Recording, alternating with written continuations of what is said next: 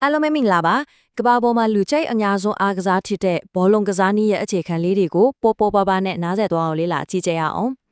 ဘောလုံးပွဲတွေကိုစိတ်ဝင်စားပေမဲ့စီးမြင့်တွေရှုပ်နေလို့ဆိုတဲ့သူတွေအတွက်ရော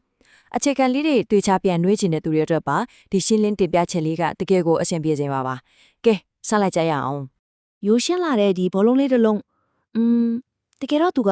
ဒီကစားနည်းတစ်ခုလုံးရဲ့နှလုံးသားပါပဲကွင်းတစ်ကရာလုံးကသူ့ကိုပဲဗဟိုပြုပြီးလဲပဲနေတာလေ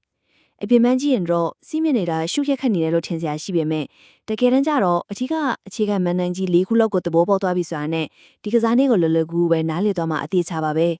ဆိုတော့ကျွန်တော်တို့လေ့လာတော့မယ့်အပိုင်း၄ပိုင်းကဘာတွေလဲဆိုရင်နော်နံပါတ်1ကစားဝင်းနဲ့အချင်းနံပါတ်2ကစားသမားများနံပါတ်3အခြေခံစည်းမျဉ်းများပြီးတော့နောက်ဆုံးနံပါတ်4ဘောလုံးအပြင်ထွက်ခြင်းဆိုပြီးဖြစ်ပါတယ် ကဲပထမဆုံးအပိုင်းကစ်စစ်ကစားခွဲနဲ့အချင်းငယ်ချောင်းနဲ့စလိုက်ကြရအောင် ဘောလုံးကစားမယ်ဆိုရင်နေရာကဘယ်လိုပုံစံဖြစ်ရမလဲ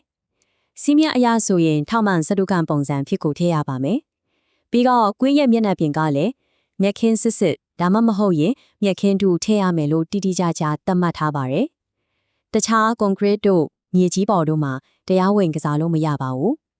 ဘာလို့လဲဆိုတော့ဒါကကစားသမားတွေမထိခိုက်ဖို့ရေပွဲရဲ့အရှင်အဟုန်ကောင်းဖို့အတွက်ရင်လုံးဝကိုအရေးကြီးတဲ့အချက်ဖြစ်နေလို့ပါပဲ အချိန်ပိုင်းကိုကြည့်ရအောင်ပုံမှန်ဘောလုံးပွဲတစ်ပွဲဟာစုစုပေါင်းမိနစ်90ကြာပါတယ်ဒါပေမဲ့စတိုက်ကြီး90မိနစ်လုံးကစားရတာမျိုးတော့မဟုတ်ဘူးပေါ့ပွဲချိန်ကို45မိနစ်စီပါတယ်နှစ်ဖိုင်အတိအကျခွဲထားပါတယ်ဒါကလည်းကစားသမားတွေရဲ့ခံနိုင်ရည်နဲ့အားထုတ်မှုတွေကိုဟန်ချက်ညင်ညင်ဆန်တဲ့သဘောပါပဲ ဟုတ်ပါပြီအပိုင်းနဲ့အနီနဲ့ကွင်းထဲမှာကစားကြမဲ့ကစားသမားတွေအကြောင်းဆက်ကြည့်ရအောင် ဒီနေရာမှာလူအရေးအတွက်ကစိတ်ဝင်စားစရာပါအသင်းတစ်သင်းမှာကွင်းထဲဆင်ပြီးကစားခွင့်ရှိတာအများဆုံး7ယောက်ပဲဖြစ်ပါတယ်ဆိုတော့ကွင်းထဲမှာ2သင်းပေါင်းလိုက်ရင်ကစားသမား22ယောက်ရှိနေမယ်ပေါ့ဒီ7ယောက်မှာလုံးဝမပမချစ်တတ်မှတ်ထားတဲ့တစ်ယောက်ကတော့ကိုးသမားပါကျန်တဲ့10ယောက်ကတော့ကွင်းထဲမှာကိုယ့်နေရာနဲ့ကိုယ်တာဝန်ခွဲပြီးကစားကြတာဖြစ်ပါတယ် ဒီတော့ဂိုးသမားနဲ့တခြားကစားသမားတွေဘာကွာခြားသွားလဲအဓိကကတော့ဂိုးသမားဟာကိုယ့်အသင်းရဲ့ဂိုး area အတွင်းမှာဆိုရင်ဘောလုံးကိုလက်နဲ့ကင်ဝင့်ပုတ်ထုတ်ခွင့်ရှိတဲ့တူဦးတဲသောကစားသမားဖြစ်နေတာပါပဲတခြားကစားသမားတွေကတော့ဘောလုံးကိုလက်နဲ့လုံးဝထိခွင့်မရှိပါဘူးဒါဟာဂိုးသမားကိုကွင်းလင်းမှာပေးထားတဲ့တကယ့်ကိုထူးခြားတဲ့အခွင့်အရေးတစ်ခုလို့ဆိုရမှာပါ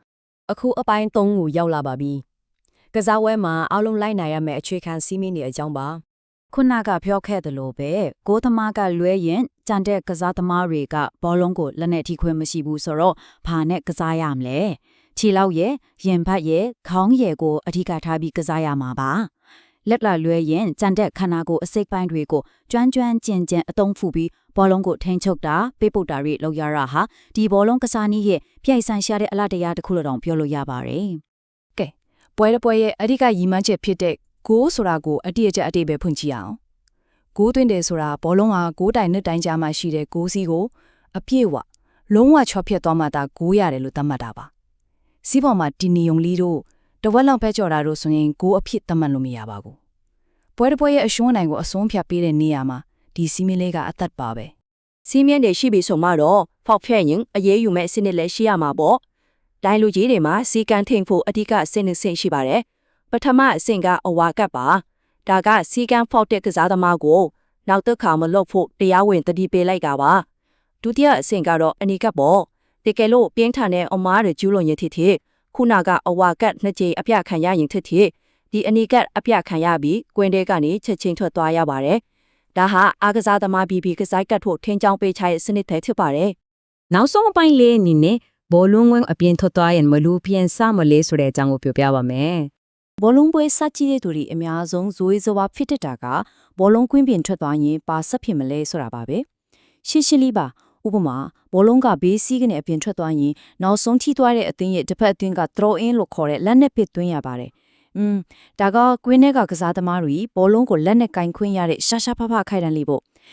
့တကယ်လို့ဘောလုံးကဂိုးတိုင်ဘေးကဂိုးစီးကနေအပြင်ထွက်သွားမယ်ဆိုရင်တော့ဘသူနောက်ဆုံးထိသွားလဲဆိုတာကိုကြည့်ရပါတယ်တိုက်စစ်စင်တဲ့အသင်းကနောက်ဆုံးထိပြီးထွက်သွားရင်ဂိုးသမားကဂိုးကစ်အညီနဲ့ဂိုးရှိကနေပြန်ကန်တင်ရပါတယ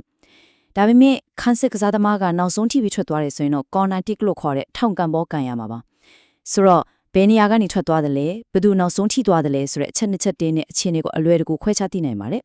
ကဲအခုဆိုရင်ဘောလုံးကစားနည်းရဲ့အခြေခံတွေကိုတေးသေးချာချာသိတော်လောက်ပြီးထင်ပါတယ်ဒီနေရာမှာတွေးစရာလေးတစ်ခုရှိလာလေစီမင်းစီကနည်းနည်းလေးနဲ့ ဒီလောက်ရိုးရှင်းတဲ့ကစားနည်းတစ်ခုကဘယ်လိုလုပ်ပြီးခံမလို့မရတဲ့မော်ဆန်တဲ့အခိုက်အတန့်တွေကိုအဆုံးမရှိဖန်တီးပေးနိုင်တာလဲတကယ်ကိုစဉ်းစားစရာပါပဲအဖြေကတော့ဒီရိုးရှင်းတဲ့အခြေခံပေါင်း၄ထဲမှာကစားသမားတွေရဲ့ပင်ကိုပါရမီစ조사အားထုတ်မှုနဲ့နီးနဲ့ပိုင်းအားပြိုင်မှုတွေပေါင်းဆက်သွားတဲ့အခါကဘာကြီးကိုယူးသွဲသွားစေတဲ့ပြိုင်ပွဲကြီးရဖြစ်လာတာပါပဲနောက်တစ်ခါဘောလုံးပွဲကြီးတဲ့အခါဒီရိုးရှင်းတဲ့အခြေခံလေးတွေကနေဘလောက်တောင်အံ့တိုးစရာကောင်းတဲ့ကစားကွက်တွေထွက်ပေါ်လာတယ်လဲဆိုတာကိုပို့ပြီးအရသာခံနိုင်ကြပါစေလို့ဆန်ကားပြူရင်ဒီရှင်းလင်းကျင်ပြချက်ကိုဒီမှာပဲအဆုံးသတ်လိုက်ပါတယ်အားလုံးပဲပျော်ရွှင်စရာချင်းလေးတွေကိုပိုင်ဆိုင်နေကြပါစေ